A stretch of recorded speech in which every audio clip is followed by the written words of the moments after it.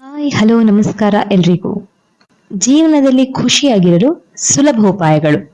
ಜೀವನದಲ್ಲಿ ಸಂತೋಷವಾಗಿರ್ಬೇಕಾದ್ರೆ ದೈಹಿಕವಾಗಿಯೂ ಅದೇ ರೀತಿ ಮಾನಸಿಕವಾಗಿಯೂ ನಾವು ಫಿಟ್ ಆಗಿರ್ಬೇಕು ಅಲ್ವಾ? ಹಾಗಾದ್ರೆ ನಿಮ್ಮ ಸಂತೋಷ, ಶಾಂತಿಯುತ ಜೀವನ, ಇತರ ಜನರನ್ನು ನಾವು ಯಾವ ರೀತಿ ಅರ್ಥ ಮಾಡಿಕೊಳ್ಬಹುದು ಹಾಗೂ ಜೀವನದಲ್ಲಿ ಯಶಸ್ವಿಯಾಗುವುದು ಹೇಗೆ ಎಂಬುದನ್ನು ಇವತ್ತಿನ ವಿಡಿಯೋದಲ್ಲಿ ನಾನು ನಿಮ್ಗೆ ಹೇಳ್ಕೊಡ್ತೀನಿ. ಸೊ ಮೊದಲನೇ ಟಿಪ್ ಏನು ಅಂತ ಹೇಳಿದ್ರೆ, ನಿರಂತರವಾಗಿ ದೇಹವನ್ನು ಚಟುವಟಿಕೆಯಿಂದ ಇಡುವಂತೆ ಮಾಡಿ. ಇದರಿಂದ ಮನಸ್ಸು ಕೂಡ ಉಲ್ಲಾಸವಾಗಿರುತ್ತದೆ. ಯಾವುದೇ ಎಕ್ಸರ್ಸೈಸ್ ದೇಹಕ್ಕೆ ಕೊಡೋದಿಲ್ವೋ ಆಗ ಜಡತೆಯುಂಟಾಗಿ ಯಾವುದರಲ್ಲೂ ಕೂಡ ಆಸಕ್ತಿ ಇರುವುದಿಲ್ಲ. ನಿಮ್ಗೋಸ್ಕರ ನೀವು ಸಮಯ ಕೊಡಿ. ಪ್ರತಿದಿನ ಆರಂಭದಲ್ಲಿ ಅಂದ್ರೆ ಬೆಳಗ್ಗೆ 10 ರಿಂದ 15 ನಿಮಿಷ ನಿಮ್ಗೋಸ್ಕರ ಆ ಸಮಯವನ್ನು ಮೀಸಲಿಡಿ. ನಿಮ್ಗೋಸ್ಕರ ಆ ಸಮಯದಲ್ಲಿ ಎಕ್ಸರ್ಸೈಸ್ ಮಾಡಿ ಅಥವಾ ಧ್ಯಾನ ಮಾಡಿ. ನಿಮ್ಗೆ ನೀವೇ ಹೇಳಿಕೊಳ್ಳಿ, ಏನೇ ಕಷ್ಟದ ಸಂದರ್ಭಗಳು ಬಂದರೂ ನೀವು ಅದನ್ನು ಎದುರಿಸಬಲ್ಲಿರಿ. ಇದನ್ನು ಪ್ರತಿದಿನ ಅಭ್ಯಾಸ ಮಾಡಿ. ಟಿಪ್ ನಂಬರ್ 3, ಜನರನ್ನು ಅರ್ಥ ಮಾಡಿಕೊಳ್ಳುವುದು. ನೀವು ಪ್ರತಿದಿನ ಬೇಜಾರು, ನೋವಲ್ಲಿ ಇದ್ದೀರಾ ಅಂತ ಯೋಚಿಸುವುದಕ್ಕಿಂತ ನೀವು ಯಾವ ರೀತಿಯ ಜನರ ಜೊತೆ ಇದ್ದೀರಾ ಎಂಬುದನ್ನು ಖಚಿತಪಡಿಸಿಕೊಳ್ಳಿ. ಯಾವತ್ತು ಮತ್ತೊಬ್ಬರ ಅಭಿಪ್ರಾಯಗಳು ನಿಮ್ಮ ಮೇಲೆ ಪರಿಣಾಮ ಬೀರದಂತೆ ನೋಡಿಕೊಳ್ಳಿ.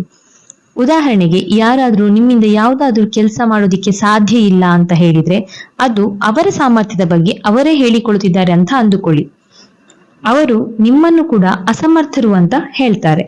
ಮತ್ತೊಂದು ವಿಷಯ ಏನು ಅಂತ ಹೇಳಿದ್ರೆ, ಈ ರೀತಿಯ ನೆಗೆಟಿವ್ ಆಲೋಚನೆಗಳಿರುವಂತಹ ಜನರು ಸಾಮಾನ್ಯವಾಗಿ ಮತ್ತೊಬ್ಬರ ಬಗ್ಗೆ ಬ್ಯಾಡ್ ಕಮೆಂಟ್ಸ್ ಮಾಡೋದು ಕೂಡ ಆಗಿರಬಹುದು. ಉದಾಹರಣೆಗೆ, ಹೇ ನಿನ್ನ ಡ್ರೆಸ್ ಚೆನ್ನಾಗಿಲ್ಲ, ಹೇ ನಂಗೆ ಇದು ಇಷ್ಟ ಇಲ್ಲ, ನೀನು ಈ ಕೆಲಸ ಮಾಡೋದಕ್ಕೆ ನಿನ್ನಿಂದ ಸಾಧ್ಯನೇ ಇಲ್ಲ. ಈ ರೀತಿಯ ಜನರಿಂದ ನೀವು ಆದಷ್ಟು ದೂರ ಇರಿ.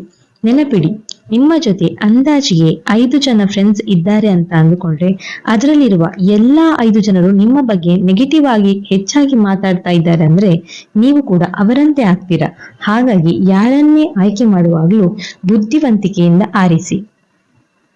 ಟಿಪ್ ನಂಬರ್ 4, ನಿಮ್ಮಲ್ಲಿರುವ ದುಷ್ಟ ಗುಣಗಳನ್ನು ಬ್ಯಾಲೆನ್ಸ್ಡ್ ಆಗಿ ಇಟ್ಟುಕೊಳ್ಳಿ. ಪ್ರತಿಯೊಬ್ಬ ಮನುಷ್ಯನಲ್ಲೂ ಒಂದಲ್ಲ ಒಂದು ದುಷ್ಟ ಗುಣಗಳಿರ್ತದೆ.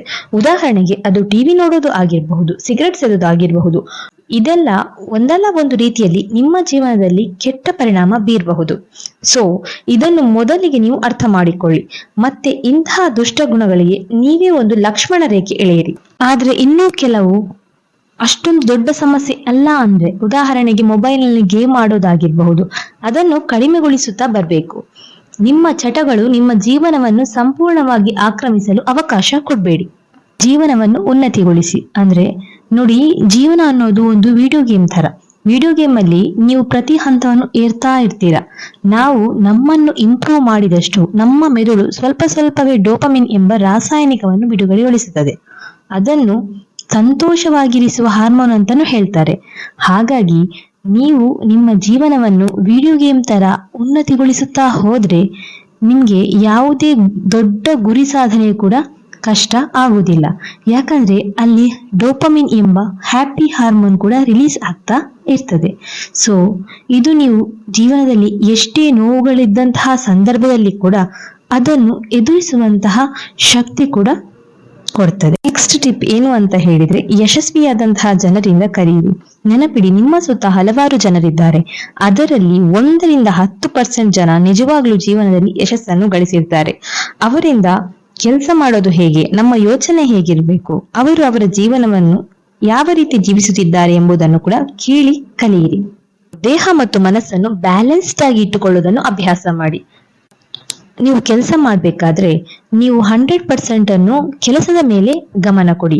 ಅದೇ ರೀತಿ ನೀವು ಹೊರಗಡೆ ಫ್ಯಾಮಿಲಿ ಜೊತೆನೋ ಅಥವಾ ಫ್ರೆಂಡ್ಸ್ ಜೊತೆನೋ ಇದ್ದೀರಾ ಅಂದ್ರೆ ನಿಮ್ಮ 100% ಕೂಡ ಆ ಸಂತೋಷದಲ್ಲಿ ಇರ್ಬೇಕು. ಕೆಲಸದ ಒತ್ತಡವಾಗ್ಲಿ ಅಥವಾ ಯಾವುದೇ ರೀತಿಯ ಒತ್ತಡಕ್ಕೂ ಸಮಯ ಕೊಡಬೇಡಿ. ಕೇವಲ ನಿಮ್ಮ ಸಂತೋಷಕ್ಕೆ ಫೋಕಸ್ ಮಾಡಿ. ನೆಕ್ಸ್ಟ್ ಟಿಪ್ ಏನು ಅಂತ ಹೇಳಿದ್ರೆ, ಕೃತಜ್ಞತಾ ಭಾವನೆ. ಇನ್ನು ಎಷ್ಟೋ ಜನರು ಕೇಳೋದಿದೆ, ಏನಿದು ಕೃತಜ್ಞತಾ ಭಾವನೆ, ಅದನ್ನು ಹೇಗೆ ಕೊಡುವುದು? ಸುಲಭವಾಗಿ ಹೇಳೋದಾದ್ರೆ, ಪ್ರತಿಯೊಂದು ದಿನವೂ ಈ ಜೀವನ ನಿಮ್ಗೇನು ಕೊಟ್ಟಿದೆ ಎಂದು ನಿಮ್ಮ ಅರಿವಿನಲ್ಲಿ ಇರಬೇಕು. ನೆನಪಿಡಿ, ಉದಾಹರಣೆಗೆ ಈಗ ಒಂದು ನೀವು ಫೋನ್ ಯೂಸ್ ಮಾಡ್ತಾ ಇದ್ದೀರಾ, ಅದರಲ್ಲಿರುವ ಇಂಟರ್ನೆಟ್ ನೀವು ಪ್ರತಿದಿನ ಯೂಸ್ ಮಾಡ್ತೀರಾ ಅಂದ್ರೆ ನೀವು ಆರ್ಥಿಕ ದೃಷ್ಟಿಕೋನದಲ್ಲಿ ನೋಡೋದಾದ್ರೆ ನೀವು ಊಹಿಸಿಕೊಳ್ಳುವುದಕ್ಕಿಂತ ಹೆಚ್ಚು ಗಳಿಸಿದ್ದೀರಿ. ಆದ್ರೂ ನಿಮ್ಗೆ ಈ ಕಾನ್ಸೆಪ್ಟ್ ಅರ್ಥ ಆಗಿಲ್ಲ ಅಂದ್ರೆ, ಪ್ರತಿದಿನ ಬೆಳಗ್ಗೆ ನಿದ್ದೆಯಿಂದ ಎದ್ದ ನಂತರ ನಿಮ್ಮ ಬಾಯಿಂದ ಥ್ಯಾಂಕ್ ಯು ಎಂಬ ಪದ ಬರಲಿ. ಅದು ದೇವರಿಗೋ ಅಲ್ಲ ಅಥವಾ ಇನ್ಯಾರಿಗೋ ಅಲ್ಲ, ಆದ್ರೆ ನಿಮ್ಗೆ ಸಿಕ್ಕಿರುವ ಈ ಜೀವನಕ್ಕೆ, ನಿಮ್ಗೆ ಸಿಕ್ಕಿರುವ ಅದೃಷ್ಟಕ್ಕೆ ಅಥವಾ ನಿಮ್ಗೆ ಸಿಕ್ಕಿರುವ ಸಂತೋಷಕ್ಕೆ ನೀವು ಥ್ಯಾಂಕ್ಸ್ ಹೇಳೋದನ್ನು ಅಭ್ಯಾಸ ಮಾಡಿ. ನೋಡಿ ನಿಮ್ಮ ಜೀವನ ಯಾವ ರೀತಿ ಬದಲಾಗುತ್ತೆ ಅಂತ. ಸೊ ವೀಕ್ಷಕರೇ, ಈ ವಿಡಿಯೋ ಇಷ್ಟ ಆದಲ್ಲಿ ಲೈಕ್ ಮಾಡಿ. ಇನ್ನು ಯಾವುದೇ ವಿಷಯದ ಬಗ್ಗೆ ನಿಮಗೆ ಮಾಹಿತಿ ಬೇಕಾದಲ್ಲಿ ಕಮೆಂಟ್ ಮೂಲಕ ತಿಳಿಸಿ. ನಮ್ಮನ್ನ ಫಾಲೋ ಮಾಡಿ, ಸಬ್ಸ್ಕ್ರೈಬ್ ಮಾಡಿ. ಧನ್ಯವಾದಗಳು.